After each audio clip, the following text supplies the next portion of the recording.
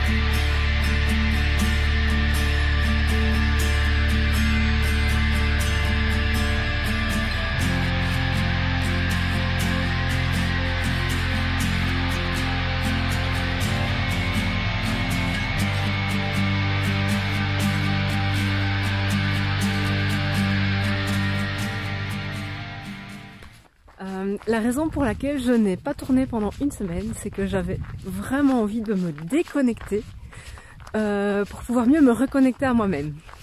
Je vous explique, en fait, cette meseta, j'avais 3 projets. Et si j'utilise l'imparfait, c'est que évidemment ça n'a pas fonctionné. Je voulais faire cette meseta sans parler du tout, votre silence. Ça a duré 12 heures. J'ai réussi à rester 12 heures sans parler, et puis après c'était fini. Le deuxième projet, c'était de dormir dehors. J'ai pas réussi non plus. Je vais vous expliquer pourquoi tout de suite après. Et la troisième chose, je voulais me déconnecter des réseaux sociaux. Ça, j'ai réussi. Cette meseta, j'imaginais en fait comment on me l'a décrite. C'est-à-dire que depuis Roncevaux, il y a plein de gens qui me disent « Oh là là, la meseta, mais non, il faut pas faire. Entre Burgos et Léon, tu dois prendre le bus. Et il va faire chaud. Et c'est des grandes lignes droites. Et c'est chiant. » Et ben, c'était pas du tout comme ça. Je suis très contente de l'avoir fait. Je vais commencer par régler tout de suite le point de la canicule. Le jour où je suis partie de Burgos, il faisait 7 degrés. Température maximale ce jour-là, 14 degrés. On s'est arrêté dans tous les villages pour boire du chocolat chaud. Tellement on avait froid. Donc du coup, l'idée de dormir dehors, c'était juste pas possible, quoi. Il faisait trop froid. Alors on m'avait dit, ouais, la meseta, tu vas voir, ça va être plat, c'est des champs à perte de vue. Alors oui et non. Franchement, les premiers jours, c'était hyper vallonné. Et ce que j'ai adoré, c'est qu'il y avait vraiment des petits villages qui apparaissaient dans des creux ou au sommet des montagnes. C'était juste splendide.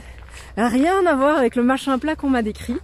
Maintenant, il est vrai qu'il y avait une étape de 17 km où à la sortie de Carrión de los Condes, pendant 17 km, on a eu une ligne droite dans les champs. Mais bon, sur 150 km de meseta, c'est rien, quoi. Et aussi, à la sortie de Sahagún, en fait, on avait le choix entre 2 variantes. Donc il y avait le chemin, le Camino Frances, qui va le long de la route et qui va d'un village à un autre. On avait le choix de prendre la chaussée romaine, où là, il n'y avait rien pendant 32 km, si ce n'est un village en plein milieu. Et donc, moi j'ai décidé de faire cette voie-là parce qu'elle était considérée comme plus aride, plus solitaire. C'est là que j'avais l'intention de faire mon projet, de marcher toute seule et de dormir à la Belle Étoile. Ça c'était hier. Non, avant-hier. J'ai totalement perdu la notion du temps. Et c'était vraiment drôle parce que donc on marche sur cette longue ligne droite au milieu des champs, effectivement. Et c'était ma plus belle expérience. Je me suis transformée en machine. C'est-à-dire que, je vais vous donner un exemple pour que vous compreniez.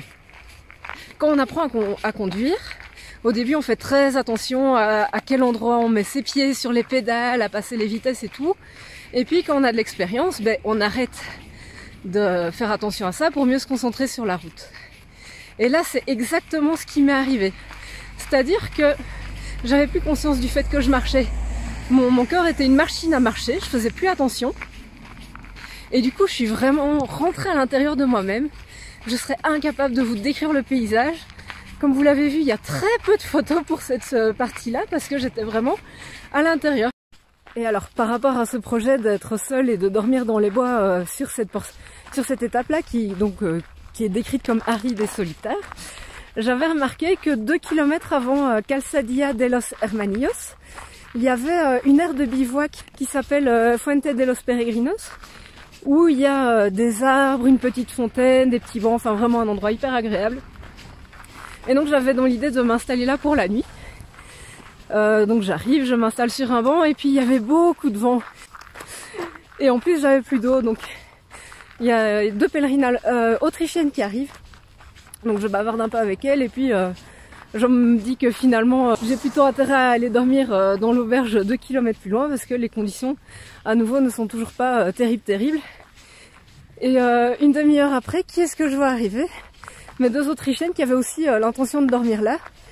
Et je suis un peu étonnée de les voir, je dis tiens, qu'est-ce que vous faites là? Et elles commencent à m'expliquer qu'avec le vent il y a un arbre qui est tombé juste derrière elles. Alors pas d'inquiétude, hein, elles n'ont rien du tout. Et que du coup ça leur avait aussi paru à elles plus sûr d'aller dormir à l'auberge. Donc voilà, pour ce qui est de la solitude et de dormir dehors, ça a vraiment pas été possible. Et au final On était plusieurs à avoir eu la même idée et on s'est retrouvés à 8 dans cette auberge. La dame était très étonnée parce qu'elle n'avait pas l'habitude de voir autant de pèlerins, vu que c'est pas une étape qui est très très parcourue, quoi. Donc voilà. Dans les autres idées reçues sur la Meseta, on m'avait dit que c'était totalement inintéressant. J'ai eu l'occasion de visiter des tas d'églises super belles, super intéressantes, toutes sculptées, avec des peintures. Donc je pense que les gens qui véhiculent toutes ces idées sur la Meseta, en fait ils l'ont jamais fait, ils ont juste peur et ils s'amusent à aller répandre leur peur sur les autres pour empêcher de le faire.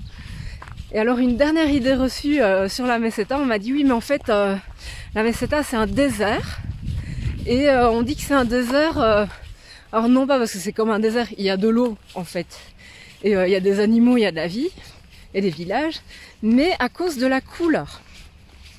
On m'a dit mais oui en fait ce sont que des champs de blé et du coup ça rappelle la couleur du désert. Alors certes, il y a des endroits où effectivement ce n'est que du blé. Il y a aussi beaucoup d'endroits où on a soit du maïs, soit des tournesols, donc ça fait vraiment un effet patchwork. Moi la Meseta je l'ai rebaptisée 50 nuances de jaune. Et moi ce que j'aime beaucoup, c'est que en fait selon les heures du jour et de la nuit, eh ben, les couleurs sont pas les mêmes. Le matin quand on se lève et que c'est avant le lever du soleil, elle est encore très foncée, et puis avec le lever du soleil ça devient doré, et puis voilà, d'heure en heure elle change de couleur. Moi j'adore quoi. Une autre chose que j'aime beaucoup aussi, c'est que quand on marche, donc on marche le matin évidemment pour éviter les grosses chaleurs, même si honnêtement la température n'a jamais dépassé 30 degrés, on a toujours du vent. Là aujourd'hui vous voyez le ciel, je viens d'essuyer une averse. Donc quand on part le matin, en fait, on a le soleil derrière nous puisqu'on se dirige vers l'ouest et que le soleil se lève à l'est. Et donc on a en permanence notre ombre devant nous qui nous montre le chemin. Et pour ce qui est des tournesols, comme ils sont tournés vers le soleil, on marche toujours avec les tournesols face à soi. J'adore, c'est vraiment chouette quoi. Donc voilà, je ne regrette pas un instant cette Meseta, que du contraire, j'ai que du positif à dire. C'était vraiment chouette. En plus, comme il y a beaucoup de pèlerins qui prennent le bus pour aller directement à Léon, on s'est retrouvés, alors je vais pas dire en petit groupe parce qu'il y a quand même beaucoup de pèlerins pour le moment, mais on était tous entre personnes avec les mêmes idées quoi. Du coup c'était vraiment agréable, je me suis fait plein d'amis. J'ai remarqué aussi quand on est sur, bon pas sur les variantes où il y avait personne, mais sur le chemin normal, dès que j'ai envie de m'arrêter sur le bord de la route 5 minutes pour me reposer, toutes les 30 secondes il y a quelqu'un qui passe et qui fait « Qu'est-ce tal ?» Et voilà, c'est vraiment la bienveillance entre pèlerins, on laisse pas quelqu'un sur le bord de la route quoi. Donc voilà, j'ai adoré, c'était une super expérience. Je pense que la vidéo commence à être un peu longue, donc je vais m'arrêter là. Je laisse Léon pour la vidéo de demain. Je vais faire une pause à Léon de un jour. Je vous dis donc à demain pour de nouvelles aventures.